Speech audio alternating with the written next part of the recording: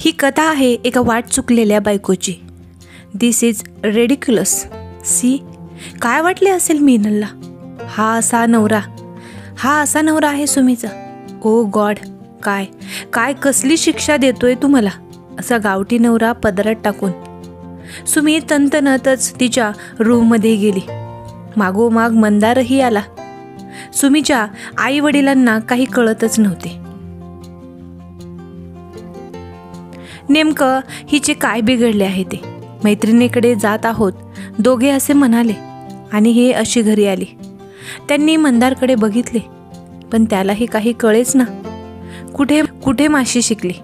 सुमीच्या आईने मंदारला पाणी दिले. मग मंदार सुमीकडे तिच्या रूममध्ये गेला. सुमी बेडवर आडवी पडली होती. तिचे सँडल्स आजूबाजूला फेकलेले होते आणि ती रागारागातच उशी चुरगाळत होती. मंदारला समोर बघून तिचा राग अजूनच उफाळून आला. काय झालं सुमी, काही सांगशील का? मंदारने अतिशय हळुवारपणाने सुमीला विचारले. अजून मलाच विचारा काय झाले ते. मी सांगितले होते ना की जरा व्यवस्थित ड्रेसअप करून या, आपल्याला माझ्या मैत्रिणीकडे जायचे आहे. तरीही तुम्ही हे असले ढगळ कपडे घालून आलात तिथे. मी दादाचे कपडे काढून दिले होते ना, मग ते का नाही घातले तुम्ही? आणि त्यात हे असे तेल लावलेले. शी, या अशा अवतारात तुम्हाला बघून लाज वाटत होती मला. सुमी तोंडाला येईल ते मंदारला बोलत सुटली होती. अगं, मी तू दिलेले दादाचे कपडे घालण्याचा प्रयत्न करत होतो, पण मी याआधी असे कपडे कधीही घातले नाहीत, म्हणून मला खूप अनकम्फर्टेबल वाटत होते. आणि तेलाचे म्हणशील तर तेल लावल्याखेरीज माझे केस सेट होतच नाहीत. मग मी काय करू? मंदार त्याची बाजू सुमीला समजावून सांगत होता, पण सुमी काही ऐकूनच घेत नव्हती. किती हसत असेल मीनल मला. तिचा नवरा किती तो अपडेट होता आणि माझा विचार करून सुमी अजूनच राग करत होती मंदारचा. सुमी मुंबईची मुलगी, दिसायला सुंदर, अगदी बघतच कोणीही प्रेमात पडेल तिच्या. गोरापान रंग, काळेभोर डोळे, नाजूक ओठ, केसांचा स्टेप कट, त्यामुळे तिचे सौंदर्य अजूनच खुलून यायचे. त्यामुळेच गर्विष्ठ आईवडिलांची लाडकी लेक. एक कॉलेजमध्ये शिकत असताना त्यांच्या शिक्षकांच्या प्रेमात पडली. आईवडील लग्न करून द्यायला तयार होते, पण त्याचे आधीच लग्न झालेले होते. तरीही सुमी त्याच्याशीच लग्न करेल असा हट्ट करत होती. त्यासाठी अन्न पाणी सोडले तिने, पण तो मात्र बायकोला सोडायला तयार नव्हता. त्याने सुमीला स्पष्ट नकार दिला. सुमी चवताळली, नकार पचवू शकली नाही ती. तिने त्या शिक्षकाला फोन केला. तुला काय वाटतंय? तू मला नकार देशील आणि मी तुझ्यासाठी रडत बसेल? विसरून जा, मी असे काही एक करणार नाही. उलट लवकरात लवकर दुसऱ्या मुलाशी लग्न करेल, असे बोलून सुमीने रागारागातच फोन ठेवला. अशातच सुमीच्या वडिलांच्या दूरच्या बहिणीच्या मुलाचे स्थळ चालून आले. म्हणजे मंदार एक सुशिक्षित मुलगा होता. आई वडिलांचा एकुलता एक, मनमिळाऊ, हसतमुख, रंगाने सावळा, पण उंच, रुबाबदार होता. स्वतःच्या मेहनतीने आणि हुशारीने बँकेमध्ये त्याला नोकरी मिळवली होती. पण राहणीमान अगदी साधे, म्हणजे सुमीच्या भाषेत गावठी. सुमीच्या आणि त्यांच्या स्टँडर्डमध्ये खूप फरक होता. पण सुमीच्या आजीने मंदारच्या आईला, सुमी लहान होती तेव्हा माझी नातसून करून घे म्हणून गळ घातली होती आणि नंतर ती आजाराने वारली. म्हणून तिची शेवटची इच्छा म्हणून मंदार आणि सुमीचे लग्न करायचे ठरले. पण मंदार सुमीला न भेटता लग्न करायला तयार नव्हता. म्हणून रीतसर दोघांचा बघण्याचा कार्यक्रम झाला. त्या दिवशी सुमीने पिवळ्या रंगाची नाजूक लाल किनार असलेली साडी घातली होती. मोठ्या केसांना क्लिप लावून बाकी केस मोकळे ठेवले होते. तिच्या गोऱ्या रंगावर पिवळा रंग खुलून येत होता. मंदार तर बघताच फिदा झाला तिच्यावर. सुमी चहाचा ट्रे घेऊन आली. मंदारला तिने चहाचा कप हातात दिला आणि साडीत पाय अडकून पडली. चहा मंदारच्या पॅन्टवर सांडला. मंदारने हसून तिच्याकडे बघितलं, पण ती फक्त सॉरी बोलून तिथून निघून गेली. सुमीने ओझरते मंदारला बघितले. तिला त्याचा रुबाबदार चेहरा आवडला, पण त्याचा ड्रेसिंग सेन्स बघून ती नाराज झाली.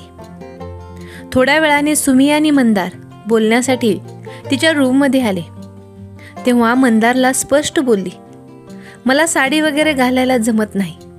आईने हट्ट केला म्हणून आज घातली, पण मी रोजच असं घालेल हे चालणार नाही. आणि हो, तुम्हाला तुमचे राहणीमान बदलावे लागेल. मला तुमचा ड्रेसिंग सेन्स अजिबात आवडला नाही. मंदारला तिचे स्पष्ट बोलणे खूप भावले, पण तेव्हा तो तिला काही बोलला नाही. फक्त तिच्याशी हसला आणि तिथून निघून गेला. बघताच क्षणी मंदार सुमीच्या प्रेमात पडला, म्हणून त्याने लग्नासाठी होकार कळवला. सुमीलाही मंदार आवडला आणि दोघांच्याही संमतीने मंदार आणि सुमीचे लग्न झाले. मंदार खूप खुश होता. इतकी सुंदर बायको मिळाल्यावर कोण खुश नसणार. लग्नानंतर सत्यनारायण पूजा वगैरे सगळे कार्यक्रम व्यवस्थित पार पडले. सुमी थकली असेल आज. सकाळपासून पाहुणे होते घरात. तिच्याशी नीट बोलताही नाही आले. मला मंदार स्वतःशीच बोलत होता. तो त्याच्या रूमजवळ आला. त्याला वाटत होते सुमी त्याची वाट बघत असेल. त्याने दार उघडले आणि तो आत गेला. सुमी नाईट गाऊन घालून झोपली होती. त्याने जवळ जाऊन बघितले तर ती गाढ झोपलेली होती. तो तिच्या बाजूला बेडवर जाऊन बसला. सुमीची पाठमोरी आकृती त्याला आकर्षित करत होती. तो हळूच तिच्याकडे सरकला. त्याने तिच्या खांद्याला धरून तिला सरळ केले आणि तो तिच्या अधिकच जवळ जाऊन लागला. तितक्यात सुमीला जाग आली आणि तिने त्याला जोरात ढकलून दिले. सुमीच्या अशा रिॲक्शनमुळे मंदार गोंधळला. काय झालं सुमी? तू अशी का रिॲक्ट होत आहेस? मी काही चुकीचे नाही ना करत? आपलं लग्न झालं आहे सुमी. So what? लग्न झालं म्हणजे काय तुला लायसन्स मिळाले का मला टच करायचे? हे बघ मंदार, मी या सगळ्यांसाठी अजून मेंटली प्रिपेअर नाही. सो माझ्यासाठी लांबच राहा. माझ्यापासून लांबच राहायचे. आधी मनाने जवळ ये माझ्या, मग बघू पुढचे. आलं का तुझ्या लक्षात? आता बाजूला हो, मला झोप येत आहे. असे म्हणून सुमी झोपून गेली. मंदारसाठी सुमीचे वागणे अनपेक्षित होते. मंदार एक समजूतदार मुलगा होता, म्हणून त्याला तिच्या इच्छेविरुद्ध वागायचे नव्हते. म्हणून तो सुमीला वेळ देण्याचे ठरवतो. विचारामध्ये सकाळ कधी झाली ते मंदारला कळलेच नाही. आईच्या आवाजाने त्याने दार उघडले. मंदार, अरे सुनबाई उठली की नाही? अजून. आज तिचा पहिला दिवस आहे. आपल्याकडे आज तिच्या हातून गोड बनवायचं आहे. उठव तिला. आई मंदारला सूचना देऊन निघून गेली. सुमी, सुमी उठ आता, सकाळ झाली. मंदार सुमीला उठवत होता. काय कटकट आहे तुझी? झोपू पण देत नाहीस, सुमी वैतागून बोलली आणि उठून बाथरूममध्ये गेली. काय हे? किती लहान बाथरूम आहे हे.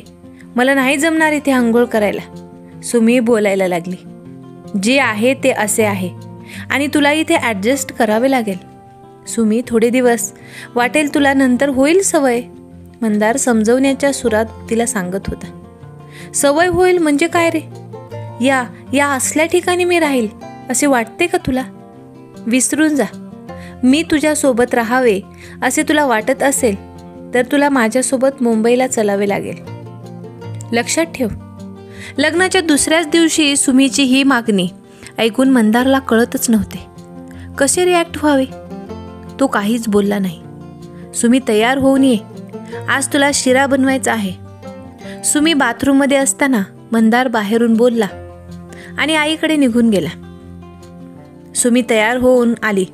जीन्स आणि कुर्ता घातला तिने. आई बाबा आणि मंदार बघतच राहिले. मंदारच्या घरचे मागासलेल्या विचारांचे नसले तरी नवीन सुनबाईने सुरुवातीचे काही दिवस तरी साडी घालावी एवढी अपेक्षा पण सुमीला तीही पूर्ण करता आली नाही. मंदारच्या आईबाबांनी सुमीच्या वागण्याकडे दुर्लक्ष केले. सगळ्यांना वाटत होते की हळूहळू सुमी इथल्या वातावरणात रुळेल आणि ती खुश होईल. पण सुमीला काहीच आवडायचे नाही. हनीमूनसाठी मंदार तिला महाबळेश्वरला नेणार होता, पण सुमीला स्वित्झर्लंडला जायचे होते. यावरून दोघांमध्ये वाद सुरू होता. सुमी जे माझ्या आवाक्यात नाही ते सांगू नको. अगं मी साधा बँकेत नोकरी करणारा माणूस आहे, मंदार सुमीला सांगत होता. हो बरोबर आहे रे, तुझी लायकीच ती. बघायला आली तेव्हाच लक्षात यायला हवं होतं की तू कायम कडकडाच राहशील म्हणून. किती मोठी चूक झाली माझ्याकडून. मी तुझ्याशी लग्न केले. सुमी इतक्या मोठ्या आवाजात बोलत होती की बाहेरच्या खोलीत बसलेल्या मंदारच्या आईबाबांना सगळे ऐकू जात होते. ते दोघे एकमेकांकडे बघत मनातच म्हणत होते की मंदारसाठी बायको निवडताना आपण चूक तर केली नाही ना. किती स्वप्न बघितले होते मंदारच्या आई वडिलांनी मंदारसाठी. त्याच्या आईला तर वाटायचे सून घरात येईल तर घराचे नंदनवन होईल. मंदार तर दिवसभर घरी नसतो, त्यामुळे थोडासा एकटेपणा जाणवतो. पण सून आल्यावर तोही निघून जाईल. पण सुमी कुठल्याच अपेक्षेत पूर्ण बसत नव्हती. सतत कोणत्याही कारणावरून तिची चिडचिड चालायची. सुमी प्रत्येक गोष्ट पैशानेच तोलून बघायची. कधी काय तर तुझ्याकडे एसीच नाही, तू मला हवे ते आणतच नाहीस. मंदार सुमीला एक दिवस सिनेमा बघायला घेऊन गेला. तिची इच्छा नव्हती पण गेली ती त्याच्यासोबत. काय हे असले थिएटर? अरे मी मल्टीप्लेक्समध्ये सिनेमा बघते नेहमी. अशा ठिकाणी जीव गुदमरेल माझा. मला नाही बघायचा सिनेमा, चल घरी, असे म्हणून सुमी घरी आली होती. प्रत्येक वेळी सुमीची वेगळीच मागणी राहत होती. मंदार आणि सुमीच्या लग्नाला 15 दिवस होऊन गेले होते आणि सुमीच्या आईवडिलांनी त्यांना भेटायला बोलवले होते. आणि म्हणून सुमी आणि मंदार सुमीच्या घरी मुंबईला आले. मंदारला वाटले की सुमीला थोडा बदल होईल आणि तिचा मूडही ठीक होईल. मुंबईला सुमी आली हे मिनल सुमीची फ्रेंड हिला समजले आणि तिने या दोघांना भेटायला बोलवले होते. सुमीच्या मैत्रिणीचे घर, तिचे राहणीमान, तिचा नवरा सगळे बघून मंदारवर राग येत होता तिला आणि त्यामुळेच सुमीने इतका तमाशा केला. मंदार, आमची सुमी थोडी तापट आहे पण मनाने चांगली आहे, हळूहळू बदलेल ती, तुम्ही थोडे समजून घ्या तिला, सुमीची आई कळवळीने मंदारला सांगत होती. पण जिच्यासाठी ते होते तिला होती का त्याची कदर? सुमी अजूनही तिच्याच रूममध्ये होती. संध्याकाळची वेळ होती, स्वयंपाकालाही उशीर होत होता. म्हणून मंदार बाहेर पाय मोकळे करायला गेला. जवळच त्याला एक मोगऱ्याचे गजरे विकणारी बाई दिसली. सुमीसाठी घेऊन जातो, सकाळपासून नाराज आहे ती. गजरा बघून खुश होईल, मंदार विचार करत होता. गजरे कसे दिले ताई? मंदार, 50 रुपये गजरेवाली, 2 गुच्छे द्या मला. मंदार सुमीच्या घरी आला. अरे मंदार, या ना, मला सांगायचे होते ना, आपण दोघे गेलो असतो सोबत, मुंबई पण फिरून आणली असती मी तुम्हाला. सुमीचा भाऊ मंदारला म्हणाला. अरे काही हरकत नाही, मी जवळच गेलो होतो. काय आणले तुम्ही? सुमीचा भाऊ बोलला. काही नाही, हात मागे नेत मंदार म्हणाला. बघू. ओ गजरे, सुमीसाठी छान. कुठे आहे ती अजून पण? तिच्या रूममध्ये आहे का? हो, जा ना तुम्ही, गजरे बघून होईल खुश. मंदार सुमीच्या रूममध्ये येतो. सुमी, अगं अजूनही चिडली आहेस का? ठीक आहे बाबा, यापुढे तू जे कपडे देशील तेच कपडे मी घालीन आता, राग सोड. हे बघ मी तुझ्यासाठी काय आणले आहे ते. सुमी वळून मंदारकडे बघते. त्याच्या हातातले गजरे बघून जोरात हसते. हा, काय आणले तू? गजरे? ओ गॉड. मंदारच्या हातातले गजरे सुमी जोरात खेचून घेते आणि तोडून टाकते, त्याच्या अंगावर फेकून देते. तुला काय वाटले? या अशा स्वस्त वस्तू आणून तू मला पटवू शकशील? तुला मला खुश करायचे ना? मग जा, माझ्यासाठी एखादा डायमंडचा नेकलेस आण, नाहीतरी रिंग तरी आण. सुमी मंदारला म्हणाली. सुमी, काय हे? किती प्रेमाने आणले होते मी. आणि डायमंड रिंग, हे शक्य तरी आहे का मला? मग आयुष्यभर काय तुझ्या प्रेमानेच पोट भरू का? पोट भरायला पैसे लागतात. तुझा जन्मभर सांभाळ करू शकू इतके तर नक्कीच कमावतो मी, मंदार म्हणाला. मग मग माझ्या हौसमौजचं काय, माझ्या इच्छांचे काय? सुमी रागात बोलत होती. त्या पण मी पूर्ण करेल, पण मला थोडा वेळ दे, समजून घे मला, मंदार बोलला. पण सुमीच्या डोळ्यांवर फक्त पैशांची पट्टी होती, त्यामुळे तिला मंदारचे प्रेम अगदी क्षुल्लक वाटत होते. वेळ दे म्हणजे काय रे? लॉटरी लागणार आहे का तुला? का आभाळातून पडणार आहेत? बोल. सुमी बोलतच होती. सुमीचा भांडणाचा आवाज ऐकून सुमीचे आईवडील सुमीच्या रूममध्ये आलेत. सुमी, काय झालं बाळ? मंदाररावावर काय चिडते तू इतकी? सुमीची आई म्हणाली. आई बाबा, मी मंदारसोबत त्याच्या घरी नाही राहू शकत. माझा श्वास कोंडतो त्याच्या छोट्याशा घरात. मी इथंच आपल्या घरी राहीन आणि मंदारही राहील इथे माझ्यासोबत. सुमी, अगं हे काय बोलतेस तू? मी कसा राहणार इथे? घरी आईबाबा आहेत माझे आणि माझी नोकरी पण आहे ना, मंदार सुमीला बोलला. नोकरी? काय आहे त्या नोकरीत? कारकुनीच ना, सोडून दे. इथे बाबांच्या बऱ्याच ओळखी आहेत. तुला कुठल्या तरी बिझनेसमध्ये इन्व्हॉल्व करून घेतील ते. आणि राहिला प्रश्न तुझ्या आईबाबांचा, तर त्यांना एखाद्या चांगल्या वृद्धाश्रमामध्ये टाकू दे. सुमी, बस कर. फार बोललीस तू. तुझे आजपर्यंत सगळे मी ऐकून घेत होतो, कारण मला वाटत होते तू नादान आहेस, अल्लड आहेस. हळूहळू तुला समज येईल. पण नाही, तू कधीच बदलू शकत नाहीस, कारण तू सेल्फिश आहेस. स्वतःपुढे तुला काहीच दिसत नाही. पैसा, स्टेटस हा भ्रमाचा आरसा आहे आणि त्यातूनच तू सर्व जग बघते आहेस. त्यामुळे तुला माझे प्रेम ते सुद्धा तुच्छ वाटते. पण लक्षात ठेव, एक दिवस पछतावा करशील तू. मंदार खूपच रागात सुमीला बोलत होता. मी घरी जातो आहे. स्टेशनवर वाट बघेल तुझी. विचार कर, स्वतःच्या वागण्याचा पछतावा झाला तर ये स्टेशनवर. गाडी 10 वाजेची आहे. इतके बोलून मंदार सुमीच्या घरून निघून गेला. मंदार रेल्वे स्टेशनवर सुमीची वाट बघत बसला होता. 9 वाजले, 9:30 झाले, 9:45 झाले आणि आता 10 वाजले, पण सुमी आलीच नाही. ठीक आहे, नाही आलीस ना सुमी तू? एक दिवस नक्की रडशील तू, मंदार स्वतःशीच पुटपुटत होता. सुमीच्या घरी सुमीला सर्वजण समजावत होते, पण सुमीला काहीही ऐकून घ्यायचे नव्हते.